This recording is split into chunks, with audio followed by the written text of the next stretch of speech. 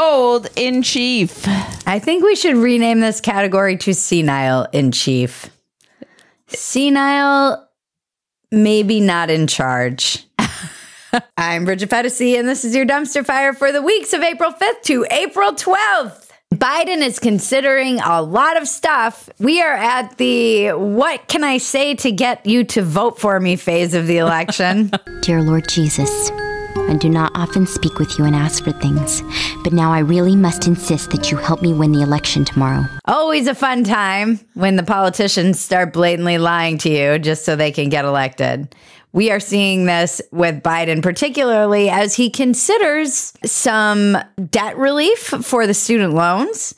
He's considering closing the border after we've had just a rampant invasion. He's also considering freeing Julian Assange or dropping the charges against him, which is essentially going to free him, which is how I know this guy is desperate for votes, because that's never been on the table, ever. So he must really be getting kind of desperate and scared. I don't know. What's next? Will he consider the end of his tyranny of sniffing little girls' hair? Wait till you see my bill, man. I don't know if that's on the table. It's funny. There's a video going around, too. Carrie Lake was talking about how she's basically pro-choice. She sounds exactly like the pro-choice Democrats that you would hear. And because Arizona came out this week and they said basically they were enforcing the ban on abortion from this 1864 law that's on the books. And Carrie Lake getting very scared because now if you look at the Roe v. Wade election, it loses everywhere. Every time you try and clamp down on it, people push back. Every attempt to encode abortion in state laws ends up getting voted for. Any attempts to restrict it gets voted against. And so it's just a losing battle for Republicans over and over and over. And when the Supreme Court in Arizona voted for keeping this law on the books, Carrie Lake immediately came out. Even though she said the law was good, she came out and she's like, oh, no, I'm actually a little more pro-choice and I'm against it. I don't think abortion pills should be legal. We have a great law on the books right now. If that happens, we will be a state where we will not be taking the lives of our unborn anymore. I'm incredibly thrilled that we are going to have a great law that's already on the books, so it will prohibit abortion. A few moments later. This total ban on abortion that the Arizona Supreme Court just ruled on is out of line with where the people of this state are. We are at whatever I need to say to stay in power o'clock. Whatever lies I need you to believe. We know it's not going to happen. We know the border is going to stay open. We know the debt relief is all BS. And we know that Julian Assange is probably going to die in prison. Sadly. What were you saying, too, about the Arizona abortion law being written by, like, a pedophile? Yeah, there was some whole article about how the guy behind this original 1864 law, he basically kidnapped a 12-year-old Mexican girl and got her pregnant, and then also married some 15-year-old girl and then went to Hawaii. I'm not exactly sure on all the details, but the guy sounds like a monster. So I also find it funny that this law was written before women could even vote. So right. It creates an interesting rift in the Republican Party too, because it's like that Louis C.K. bit where he's like, if you are pro-life and you think you're murdering babies, like, I get it. Why aren't you out there protesting every day? You should be in an uproar all the time about this if that's like if you morally are on that belief that this is the murder of babies. And there is a rift in the Republican Party where there guys like Matt Walsh and Charlie Kirk are like, we're going to die on this hill because we are of the opinion that this is taking the life of a baby. And other Republicans are kind of like, yeah, but we're going to lose the entire country over it. And is that worth it? The average American is quite squishy on this. They're like, you know, they're pretty reasonable. They're a lot more like in line with the way the Europeans regulate and determine this stuff. But because everything is a fucking culture war in America, normal Americans don't have any representation. No, it's one extreme or the other. You're either no abortions or you're either pro, like, I can abort my 2-year-old child. I probably can in California. It's probably still allowed. Unless she wants to become a boy. And then she's protected. Yeah. Unless she wants to become a boy. And then she's protected by the state of California and they can kidnap her. Things are great. This fucking guy.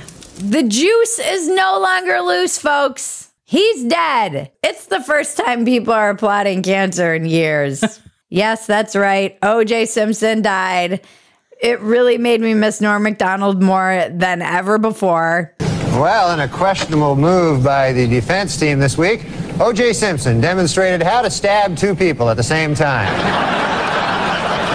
And in honor of O.J. Simpson dying, I watched the 11-minute segment on YouTube of him ripping O.J., for which he got fired from NBC because he kept making the jokes even after O.J. was acquitted. In his book, O.J. Simpson says that he would have taken a bullet or stood in front of a train for Nicole. Man, I'm going to tell you, that is some bad luck when the one guy who would have died for you kills you. That's probably... Norm kept making the jokes, and NBC's president was friends with OJ and kept telling him to stop making those jokes or he would fire him, and he did lose his job, in fact. And I believe he ended up on the right side of history on that one. Yeah. And it's a freaking crime that he died before OJ, as well as the 2 people OJ murdered. F. Lee Bailey said this week that if the defense only knew what Ron Goldman's last words were, they might be able to find the real killer. You know, if you ask me, Goldman's last words were probably, hey, you're O.J. Simpson. I feel so bad for the kid, for everybody in this story. And it's crazy that O.J. was just out tweeting and golfing, you know, like a normal person who didn't. Yeah, it's wild. I know he was acquitted, but we all know the truth. But in my experience, O.J. Simpson, one of the nicest men I'd ever met. The conversation was filled with warmth and levity, humor, and wisdom. We talked for 90 minutes, and then suddenly the Juice said, you know what, I've got to be going. But it's good to see you again, and I'm glad things went so well. I said, thanks, Juice. He said, no, thank you for your hospitality. Good night, guys. And we said, good night. And he just walked out of the room. And as soon as the door closed, we all looked at each other like, that nigga did that shit. I mean, his family turned off the comments on his death announcement, rightfully so, for OJ.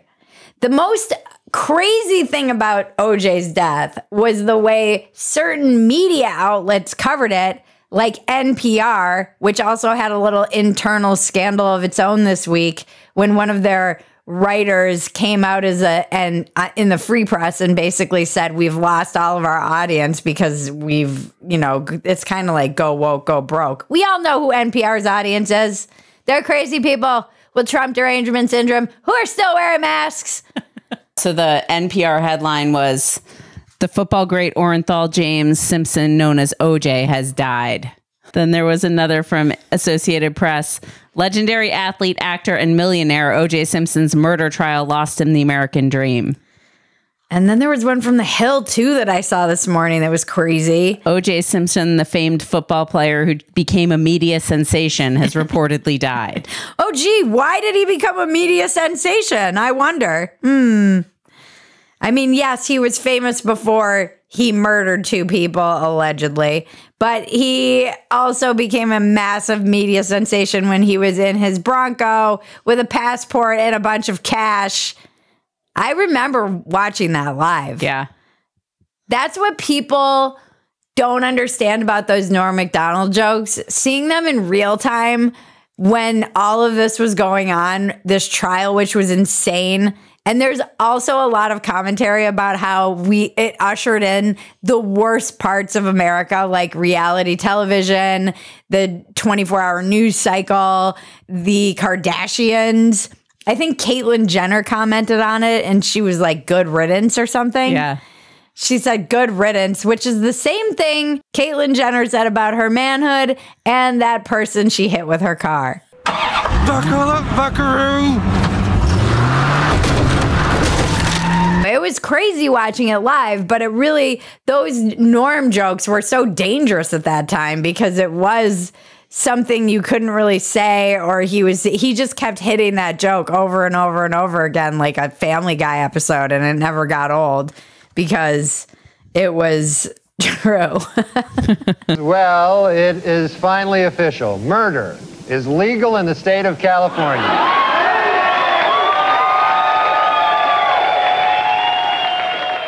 We'd like to thank our sponsor, Sheath Underwear. Sheath Underwear has developed the dual pouch system, which allows you to keep the family jewels separate from the legs, separate from the genitalia, where there's a little pouch where the hole comes through. There's all kinds of separate little pouches in here that keeps all of the bits and pieces in separate compartments so that you're not rearranging and it's not sticking to your legs. You don't have to readjust. And for the women, these are the new women's line. They're so comfy. They have them in thong, as you can see. They have little cute, they're so comfy. Boxer briefs. The quality of this fabric is so comfortable. Their panties are moisture wicking. Panties and moisture in the same sentence. Are you getting turned on right now, or are you repulsed? You could go either way, but go to sheathunderwear.com and use the code DUMPSTER to get 20% off your entire order. And guess what's coming up? Mother's Day and Father's Day. Run right now to sheathunderwear.com, use the code DUMPSTER, get 20% off your entire order. The link is in the description below. Cool science shit.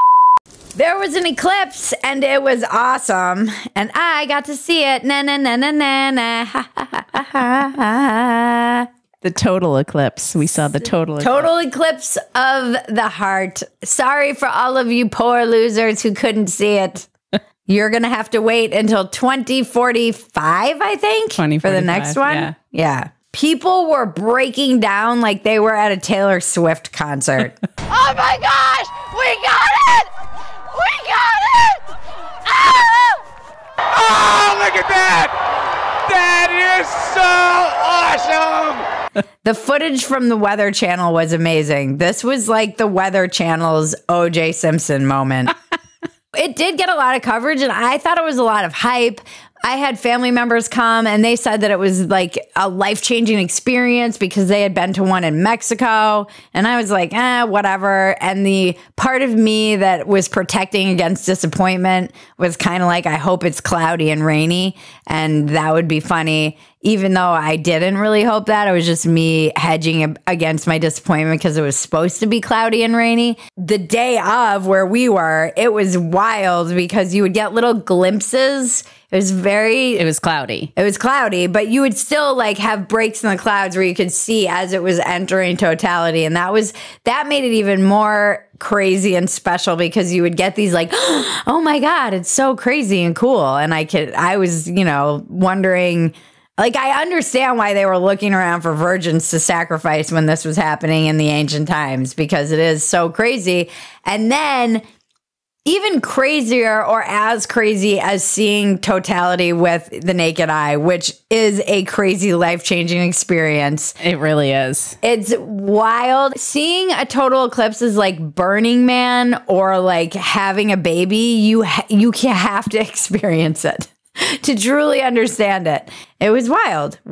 Yeah. But that even more wild moment that made me kind of believe in God, the clouds, it was very cloudy. It got so cloudy right as we were approaching totality that I was like, we're screwed. We're not going to see it at all, because it was like very dark cloud cover. And then out of the blue, the blue appeared and the clouds parted for like 10 minutes around totality.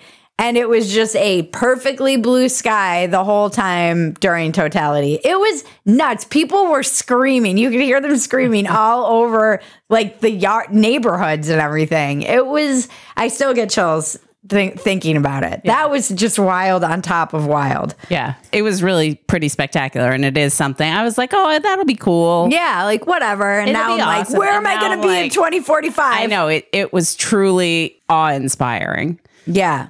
Nobody loves eclipses more than optometrists, though, because directly after the eclipse, Google searches for "why are my eyes hurting" skyrocketed. People were saying, like, this is their evidence of God, or it's the evidence of end times. There were all these conspiracies because there was an earthquake in New York the day before the eclipse, or 2 days before the... Oh, no, it was the Friday before. It was on Monday. So it was a couple days before the eclipse. There was an earthquake in New York, and everybody was talking about how it's the end times. And more than anything, this eclipse proved to me that the crazy guy with the goldfish with the tinfoil hat on YouTube who told me that the moon is a hollowed out spaceship is probably correct.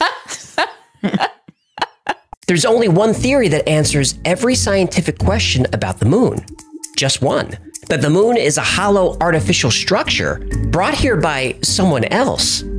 Let's find out why. That's Bridget's pet theory. It is wild. Like the sun is 400 times further away, and it's 400 times bigger than the moon in diameter, which makes these eclipses particularly special for our planet. But I was moon pilled by this video, like 30 seconds in. I like to think of myself as a skeptic. And I was watching this video, and then immediately, like 30 seconds in, I was like, yeah, I'm on board. But it does get weird. He shows interviews with the astronauts when they came back, and they are acting very strange when they're asked questions about what they saw on the moon. Now, almost immediately after landing on the moon, the Apollo 11 crew said they saw something that shook them up. Watch the press conference they gave when they returned. These men aren't acting like they made history or had a life-changing experience. There's also the fact that the moon rings like a bell, apparently. It's like hollow. It doesn't have mass in the middle of it. After returning to the command module, the Apollo 12 crew intentionally released the lunar lander, crashing it into the moon's surface. Then something very unexpected happened. Seismic measurements showed that the moon rang like a bell and reverberated for more than an hour. And there's lots of ancient stories about the moon appearing. You know, they're saying that the aliens came in this spaceship basically to perfect our tides and because it has so much influence on our tides. And there were these crazy massive tides, and it made it so that people could habitate the earth better. And there are ancient stories of when the moon appeared that occur all over the world, where there was a pre-moon time and a post-moon time. And it brought about a great flood because there was all this water vapor in the air that then dropped to the earth after the moon appeared. And there's many stories of a great flood in ancient times, as we know. And so, yeah, I'm on board. I'm on board with the moon being a hollowed out spaceship that came to try and help us and just stayed there. And also just how it's perfectly spaced. Uh-huh.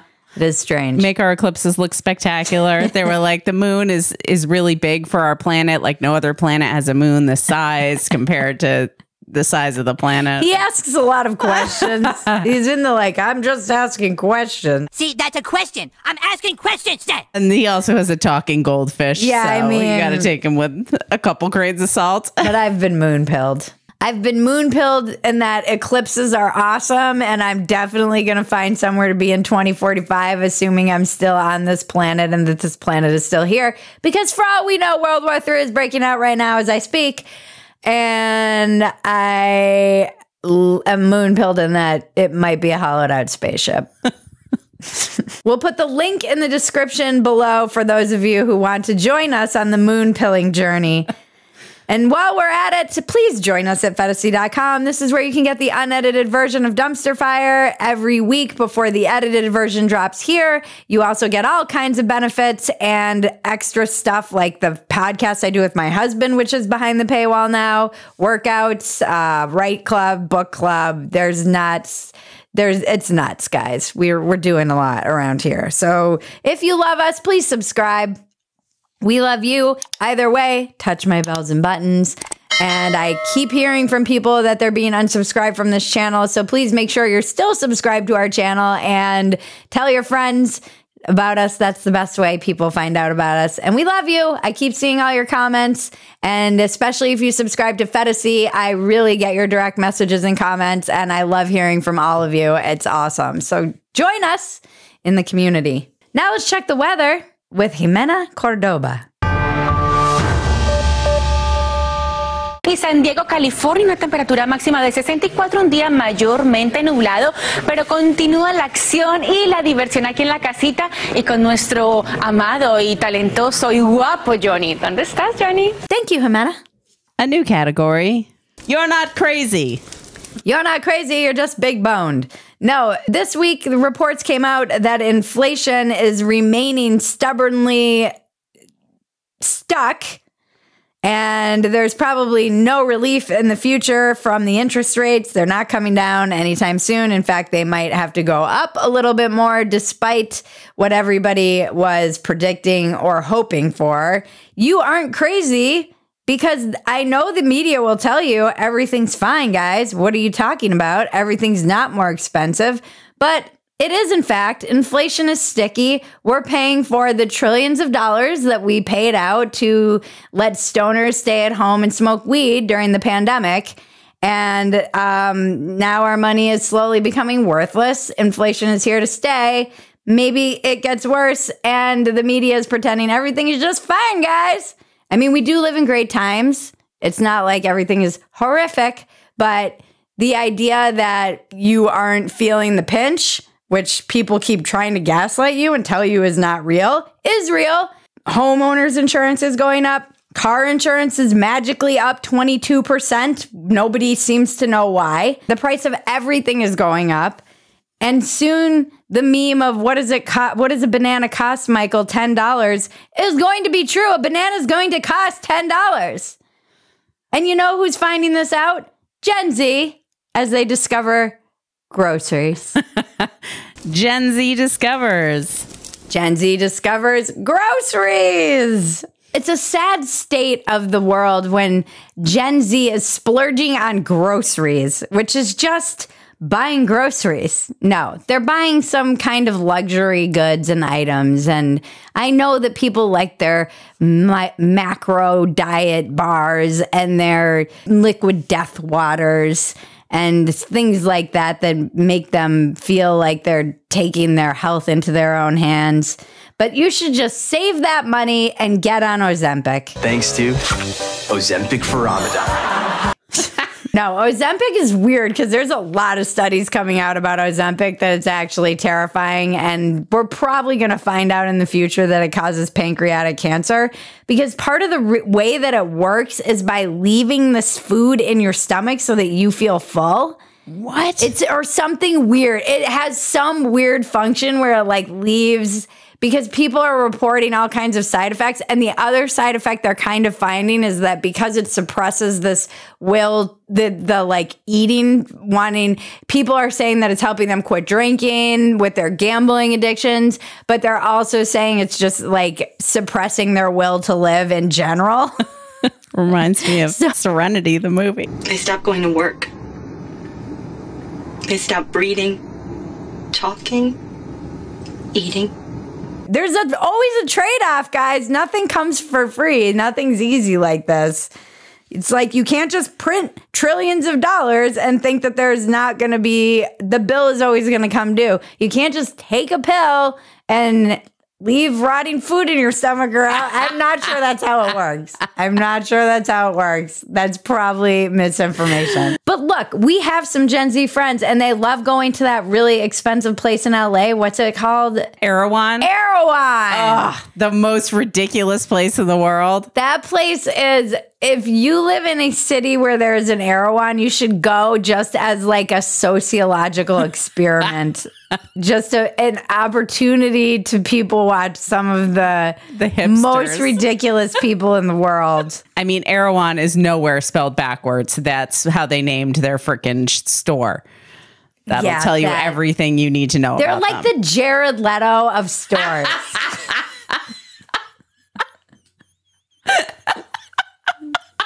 That's the perfect description of them.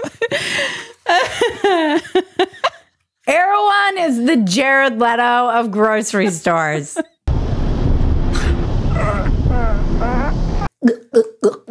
Do you need a hot sauce? Comedian and dumpster fire writer Dave Yates makes the best hot sauce around. I put it on everything. It is the most amazing blend of orange pear, apple cider vinegar, and the ferocious Carolina Reaper pepper to make the most amazingly flavorful hot sauce with just the right amount of heat. It's a great, like, everyday hot sauce. I put it on my egg salad. I put it on tacos. I put it on my avocado toast. I love it. Go to HaHa Hot Sauce right now to order yours. Not only will you get an awesome hot sauce, you will be supporting Dave, writer, comedian, friend of the show, and all of his endeavors. He will go hustle these HaHa Hot Sauces at his shows. So also check out where Dave is performing, and you can get one in person, even better. HaHaHotSauce.com. Link is in the description below. Then we have dumpster diving. What's next in the dumpster? A museum worker, a hero, hung his own painting on the wall in the hopes that he would be discovered, and instead, he was fired. Alas. And the funniest part about reading this article was that at the very bottom, it said they wouldn't show the museum's workers' painting because they didn't want to encourage copycats. I'm like, so we can't show this worker's painting, but we can show all of these dumb green protesters who are throwing tomato sauce and like doing all these ridiculous protests and inspiring more copycats. If this guy was smart, he would have hired a bunch of losers to come throw tomato sauce on his painting. And then we would have had to show it. And it would have been like, see, my work is valuable and I am a good artist. Show us the painting, cowards. God forbid a struggling artist. This guy's going to become the next Hitler. Let him have his day.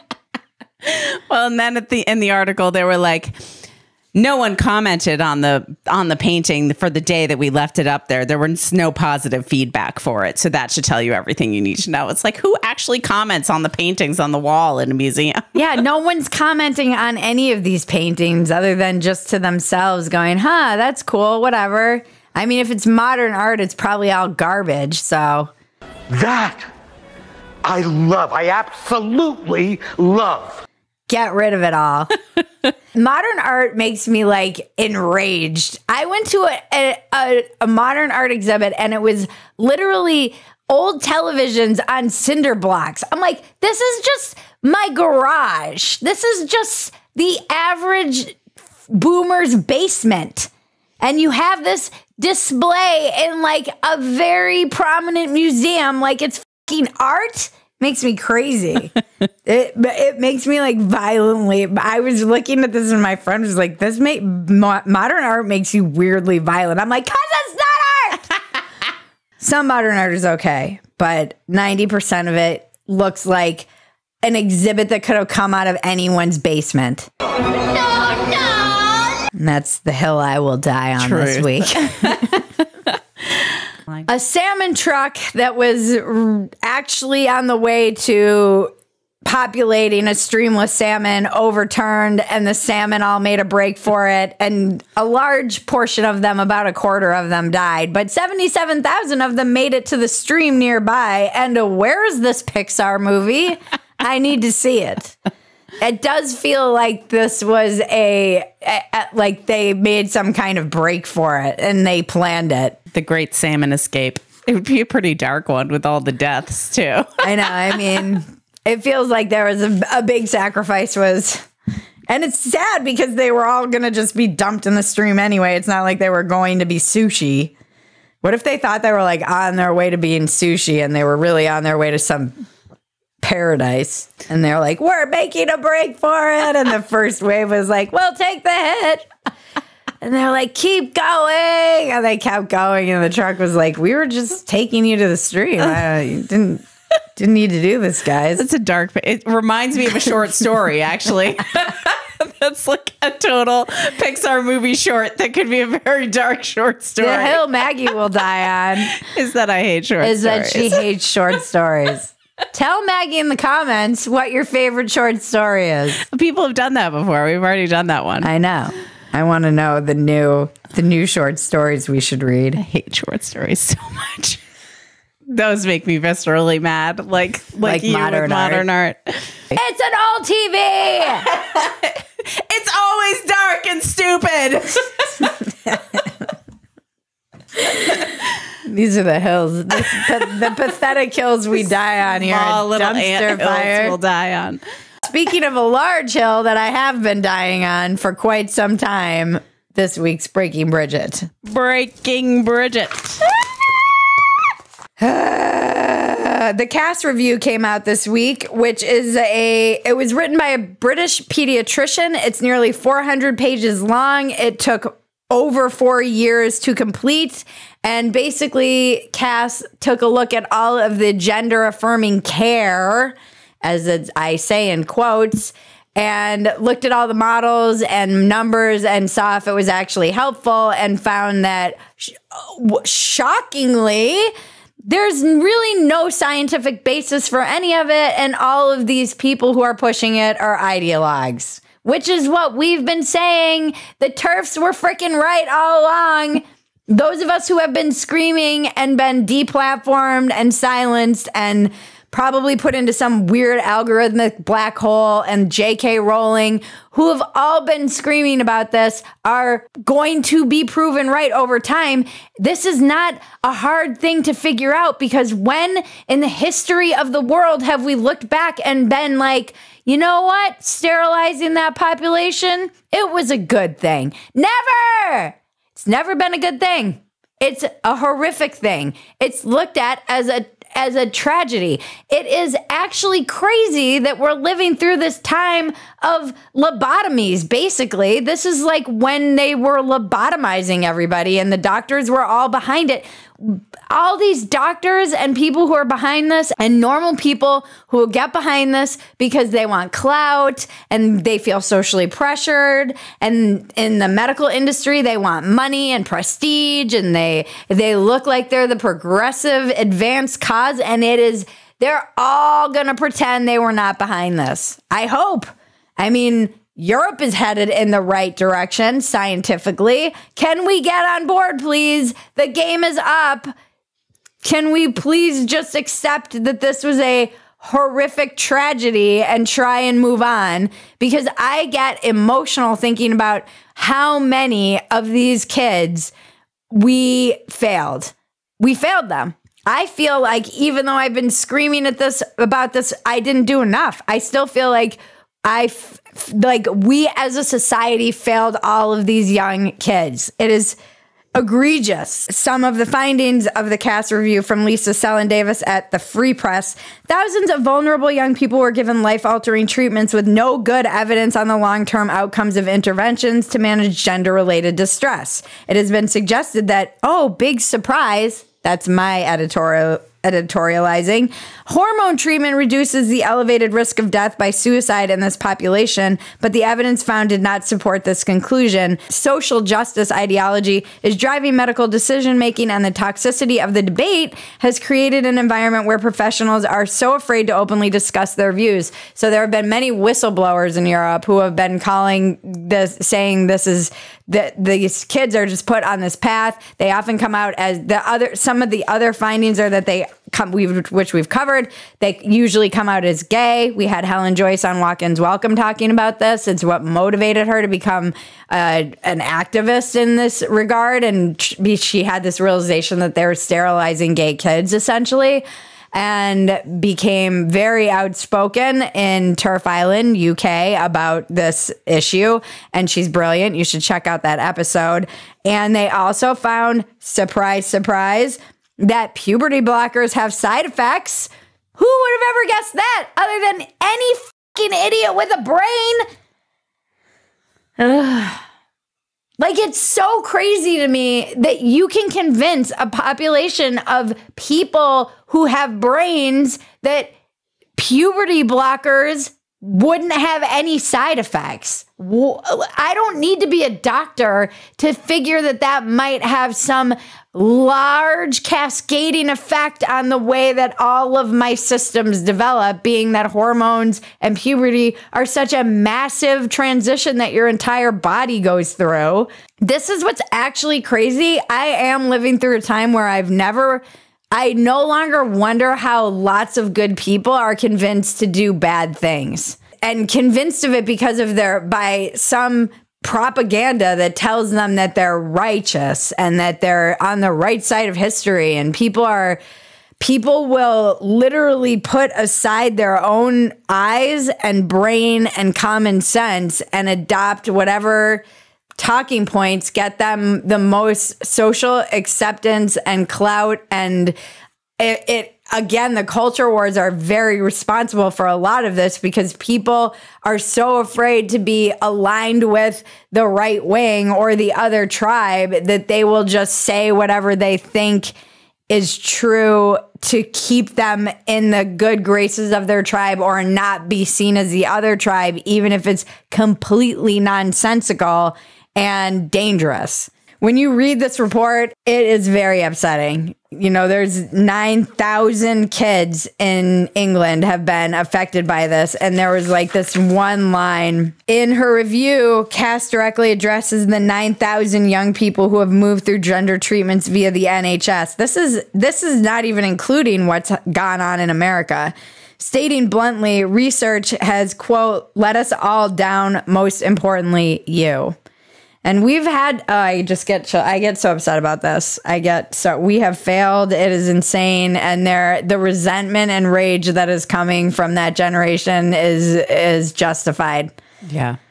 I mean, we met 3 detransitioners the other night, a few weeks ago. And 2 detransitioners, one to sister. 3 of them. Oh, no, he was desisting. And they were like 21 years old. Yeah. All 3 of them. And they had already been through this and put on the path. Uh-huh. Yeah. Yeah, that's what's crazy. Medical associations and again, this is from the Free Press article. Medical associations from the American Academy of Pediatrics to the American Psychological Association continue to support the affirmative model criticized by Cass in her report. How are you going to come back from this? You lost all your credibility during freaking COVID, and now you're just torching it on the gender affirming care model, which is not... The entire White House has gotten behind this. All of these associations, the Association of Pediatrics and the American Psychological Association, then you wonder why people aren't vaccinating their kids. The like spider web of consequences from this are going to ripple through generations. You cannot be like, we're the party of science, and not pay attention when someone has looked at the science and said there's no definitive proof that this makes anything better, and we should not be putting these kids on this path until we know that it does make things better, and in fact it often makes things worse. And they don't even have a way to figure out if someone's gonna be a detransitioner. They can't, there's no way of telling that. It's like that alone should make you pause and stop. I'm sorry, but this shit is nuts.